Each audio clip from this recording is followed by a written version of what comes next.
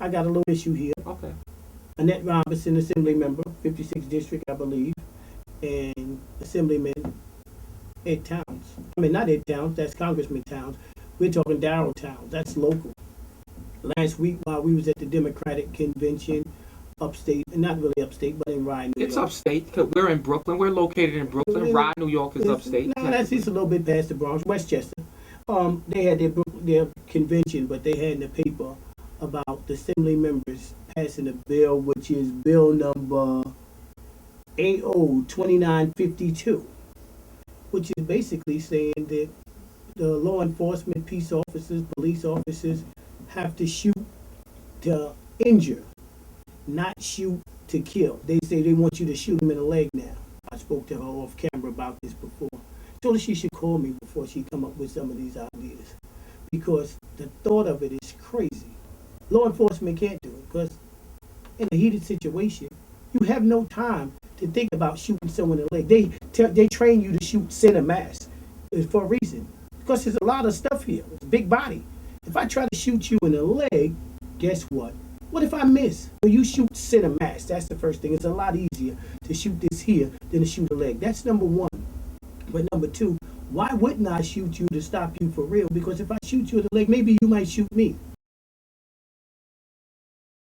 I have no true opinion on the matter, because I don't plan on the police shooting me or shooting at the police. Mm-hmm. But I'm just gonna play devil's advocate here. Have you ever heard this cliche, with great power comes great responsibility? Without a doubt. Okay, so I'm just playing devil's advocate, so you won't get on the Assemblywoman. The police officer, as the greater power, he should have the greater responsibility. And he does. Wait, but we've seen for a long time abuse of this power. In terms of what? Innocent people being shot and killed, unarmed people being shot and killed, okay. Excessive use of force. Okay. So I'm just saying, as a law enforcement agent, I'm just playing devil's advocate. Why not? And let them. You know what you're getting into. Your job is to preserve life and liberty. If this guy's shooting at you, you should try to take him alive.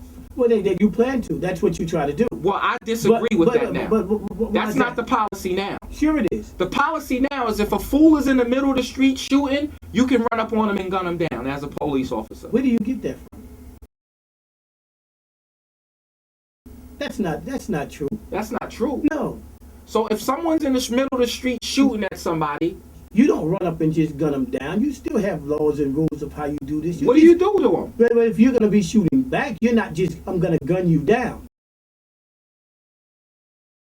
That's what it is. No, it's not. You're going to shoot back, and you're going to aim for center mass. If one bullet stops you, it stops you. But what I'm saying is so, this. But I just have a question. Let's clarify. Mm-hmm. If you, as a law enforcement official, the cat's out of the bag now, Norm's law enforcement. If you see me shooting at an innocent civilian, whether you know if he's innocent or not, he's not shooting at me, I'm shooting at him. As a police officer, if you come up to me and say, hey, sir, why are you shooting at that man? In the process of you doing that, I may kill him. Mm-hmm. So, I'm not in law enforcement. I thought if you saw me in the middle of the street shooting, that you had the authority to just come shoot me. Of course not. I beg to differ. No, you can pull up on them and stop them.